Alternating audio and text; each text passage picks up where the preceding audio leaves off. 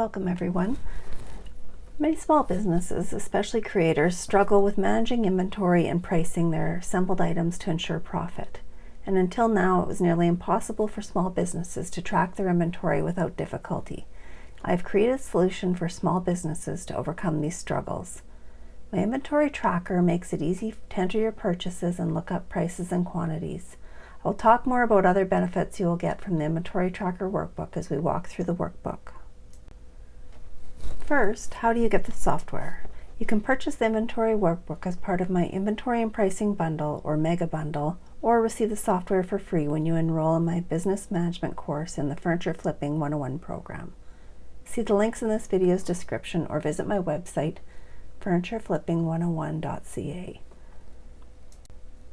The Inventory Workbook works independently for anyone who needs to track their inventory or works hand in hand with the Cost of Goods Sold Workbook, also available in the Inventory and Pricing Bundle, Mega Bundle, or Business Management course. You will also receive the Break-Even Analysis and Maximum Profit Worksheet as part of these bundles. These three spreadsheets are designed to work together to ensure you are pricing your items to cover your expenses and create a profit. Let's examine how this software will help you manage your inventory purposefully and efficiently. This workbook will track your assets, including details like date, vendor, quantity, and price. You can sort by categories for easy lookup. The workbook will help you complete your month or year-end inventory and make adjustments, working with your bookkeeping software to make sure your accounts accurately reflect your physical inventory. For those who assemble items, you can use this workbook to help calculate your cost of goods sold. See my cost of goods sold video on this. The workbook will track your in-stock inventory, reducing overpurchasing products, and saving you money. The database is a great reference for looking up products rather than wading through a pile of receipts. The workbook can also keep track of your assembled items and business assets. Once you have downloaded the template files, save them somewhere on your computer. You will not save directly into these files and likely won't need them again. Find the downloads and open your Inventory Workbook. This is a temporary file and needs to be saved to your computer in a handy location. I recommend saving the Inventory Workbook as the year and then inventory. There might be a warning when you go to save the file. Choose Go Back and then from the Save as Type field, choose Excel Macro Enabled Workbook. Then save the file. When opening the file, you might see a security warning and will need to enable the content so that the inventory form works. Let's discuss the data. When running a small business, there are different types of inventories. There's the cost of goods sold inventory, assembled inventory, and business assets. The Inventory Workbook tracks all three of these. The first and primary type that we are concerned with is the COGS inventory. What is COGS, or the cost of goods sold? Creators, artisans, or manufacturing businesses assemble items from raw materials. Those raw materials are your cost of goods sold. The term might sound rather imposing, but break it down into its components. Cost is the expense of the goods sold, and the goods sold are the items you make and sell. So you purchase these COGS and you might think of them as expenses, but they aren't. They are assets. Assets have a value to your business and if necessary could be sold to recoup their value. I have created three main categories that I use: furniture, decor, and hardware. Plus I track paint or wet items and transfers or dry items. I don't consider the paint and transfers as assets, but as expenses. I base this on my interpretation of my country's tax laws. You must know what is allowed in your country. I also track my boxes for both packaging and shipping. You can have as many or as few categories as suits your business. You will enter these purchases in your bookkeeping software in this Inventory Workbook. While that might sound redundant, this allows you to track your physical inventory in this book and the lump sum amounts for each category in your bookkeeping software. Unfortunately, bookkeeping software doesn't do a good job of tracking individual items. See my video on entering inventory and bookkeeping software. This is how you'll enter your purchases. Open the file you saved as year in inventory if it isn't already. You can use the menu at the top or the tabs at the bottom to navigate the workbook. I have included an instructions tab to refer back to. Go to the Easy to Use Entry Form tab or button. Notice how the data is now entered in the table. All form data goes into the COGS table. Do not enter directly in the table if you can help it.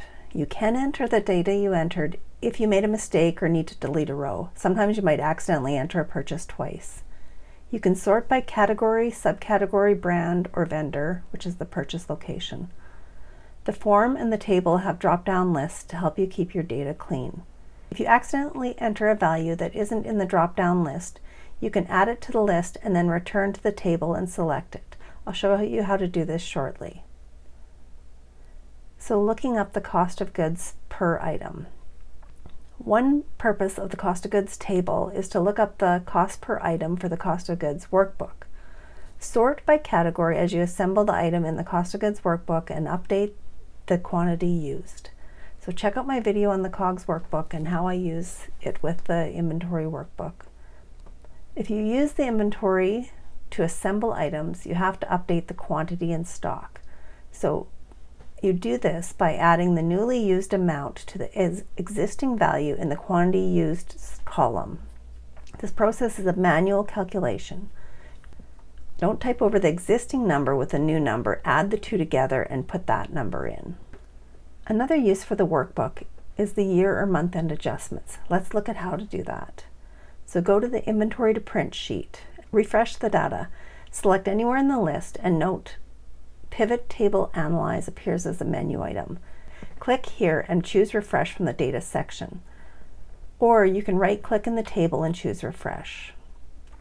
These sheets can get pretty long once you've entered your inventory purchases. Rather than print the entire document, filter by category to make the data more manageable. Then go to the Page Break Preview using the button at the bottom right of the window. From here, set the print area. Go to the print preview and make sure the layout works for you. I like using the landscape view to increase the font size. Once you print the page, it is time for you to do a physical count of your physical inventory and mark any changes on the sheet. After completing your inventory, return to this workbook and go to the cost of goods sold inventory table. Add or subtract the quantities you need to adjust the inventory in the year's adjustment column using a positive or negative number. Positives don't need a plus sign, but negatives do. For example, if you remove 2 items, use -2. Now, after updating your inventory, you will adjust your bookkeeping software to ensure its values match your physical inventory. In your bookkeeping software, run a trial balance. Now, go to the Inventory Summary tab. As before, right-click to refresh the table or go to the top menu and refresh it. Enter the values from your trial balances matching category in the Accounting Trial Balance column. I'll enter some values here to show you how to do the calculation. Because the values are in a pivot table, you have to subtract the trial balance amounts manually from the inventory values. These values tell you the difference between the actual inventory value and your bookkeeping software. As I mentioned earlier, depending on how you track your assets, such as paint and transfers, you may or may not need to adjust these categories in your bookkeeping software, depending on whether you consider them assets or expenses. To do this, type the equal sign into the Adjust Accounting Software Difference cell for the category, select the Inventory Value cell with your cursor and left mouse button, type a minus, select the Accounting Trial Balance value, and hit Enter. Return to your bookkeeping software and adjust the required entries to bring it into balance. You will use an adjusting entry or your bookkeeping software's inventory adjustment option. Use the inventory adjustment option if it's available. Otherwise, to use an adjusting entry, credit the asset account to reduce it and debit it to increase it. The balancing account is your expense account related to the asset account. I do my inventory at year end. If you do yours at month end, continue using the document until year end. At the end of the year, I save the file and then I choose Save As and save it as the following year's year and inventory. Saving the file as new preserves the old data if you need to look back for any reason. Let's look at the list sheet. As I mentioned, the form and the cost of goods sold inventory table drop-downs refer to these lists. You can change the content of the lists or their titles. The inventory category column is blue and is tied to the subcategories in orange. If you want to make changes to the categories and subcategories, the titles of the subcategories must match the inventory category exactly. No typos, extra spaces, etc. Say, for example, you want to add an inventory category of cats. Then type cats into the category column and either insert a new column and call it cats, then add the subcategories such as calico, Siamese, tabby, and tuxedo. Now here's a crucial step. You must select the entire subcategory column, including the title, and then go to the top menu, the Formulas tab, and in the Defined Names section, click on Create from Selection. Ensure that only the top row is marked and hit OK. Return to the table, and now you'll see that the cats category references the subcategory. The other lists, vendors, which refers to the cost of goods sold table's purchase location, and the brands can be updated as needed. For the inventory codes, the codes columns are there for those who wish to code their inventory. I often struggle with differentiating between hardware if I haven't adequately identified the items when entering them. By using codes, you can simplify the process. I developed my system, which may or may not work for you. If, for example, I have a 3x4 inch piece of hardware that is a bronze pull with a floral pattern, I would use P for pull, BZ for bronze, and then the size, so that the inventory code would be PBZ 3x4 floral design. I would label the pulls with this code and make sure that that is entered in the COGS inventory table. You can delete the columns if you don't want to use the codes, or you can make up your own system. When you first open the spreadsheet, add any categories, subcategories, and brands that you use and continue to update the list as needed. Then these values will show up in the table drop-down lists and the form drop-down list. I didn't lock the values to the lists. I feel that might be more frustrating than helpful, so you can enter values that aren't already on the lists. If you're entering receipts and find missing values, you can add them at that time, but you'll need to fix it so you don't end up with a lot of values not on the lists. To fix this and ensure you have clean data, go to your lists, add the value to the correct column to add it to the drop-down list. Then return to the table, select the incorrect cell, and choose the new value from the list. To make this easier, you can filter the list on the cost of goods sold table.